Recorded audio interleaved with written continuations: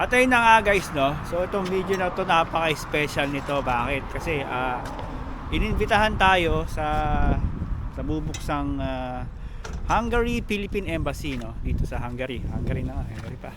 At kasama namin doon yung mga labor representative ng Hungary, no?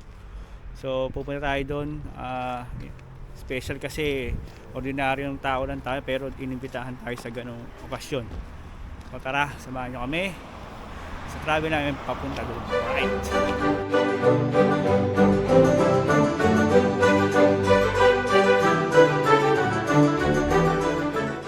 At ayun na nga, no, nakababa na kami galing sa bus. So ito si Kuya Jazz. Basta yan, papunta na kami sa BMW. Yes. Pupunta na kami. Tingnan natin kung ano bang meron doon, no? So first time nangyari ito sa akin. So malapit na, sakay ulit kami ng tren saka bus. Tara.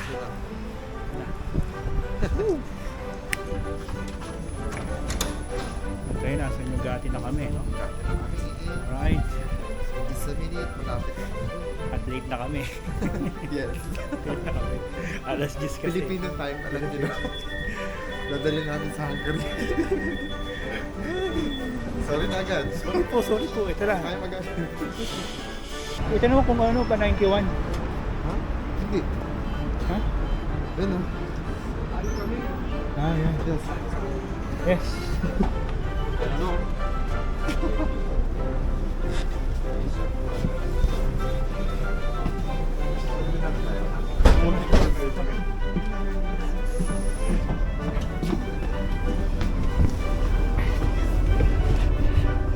Nakasakay na kami ng bus.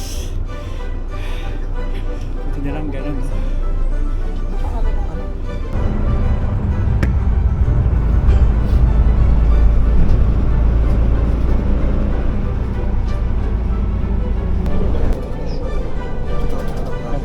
Ito na ang Philippine Embassy. May flag ng Pilipinas. Alright. So yun na nga guys, nandito na kami. Finally.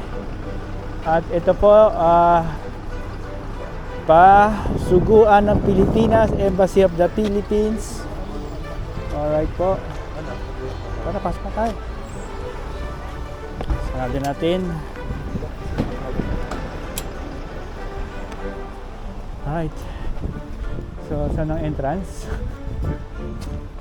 Sa likod ba? Sa harap? Ha? Sa likod. So yun na nga, no, pagpasok namin nagpa-picture muna ako. Alright, ito na yung picture. So yun na nga, pagpasok namin nagsasalita na yung Hungarian Immigration Labor Officer. So siya yung nag-discuss tungkol sa karapatan ng employer tsaka employee. Diniscuss niya din doon, no guys, yung ano bang mangyayari kapag tumalon ka, ano ba yung proseso ng mga guest worker, tsaka yung mga visa, tapos ano ba yung mga dapat gawin ng employer doon sa may employee nila, ano yung mga karapatan, dapat masunod daw talaga yung kontrata. Pagtapos niya, nagsalita naman itong si Madam. Siya yung representative ng IOM. So ano ba yung IOM? Ayan yung International Organization for Migration.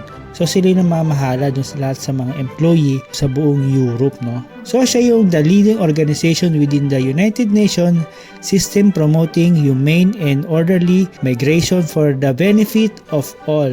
So sila yung namamahala, no, sa tamang proseso, so tamang batas, tamang labor law sa buong Europe, no? Kasama na rin na siyempre yung Maynila.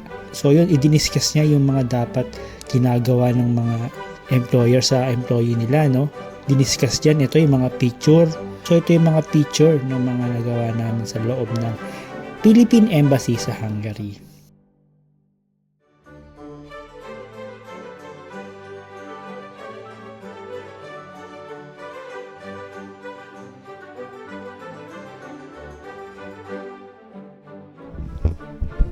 So syempre shoutout po kay Man Bing, no? Siya po yung nag-asikaso sa amin sa loob ng embassy. So siya yung nag-assist sa amin sa mga concern namin. Ayun, alright. Hello, ayun na nga, no? Natapos na kami rito sa Philippine Embassy sa Hungary. At na-accommodate lahat ng aming concern. Ayun pala, yung pinuntahan po pala namin dito is tungkol sa meeting, no? Regarding sa mga rights ng employer tsaka ng employee. So ito po yung office hours nila. Tara kayo dito, no? Ayun. Ambulansya.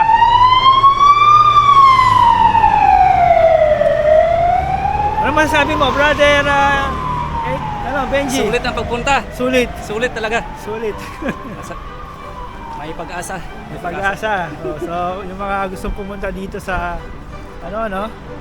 sa Embahada ng Pilipinas, dito po ang address. Makikita niyo yan sa may screen. Alright, tsaka yung bus na sasakyan nyo kung magagaling kayo ng Budapest. So, yun. Hanggang dito na lang guys ang aking video. So, ingat kayo palagi. Stay healthy. God bless. Peace. Peace tayo, man. Peace.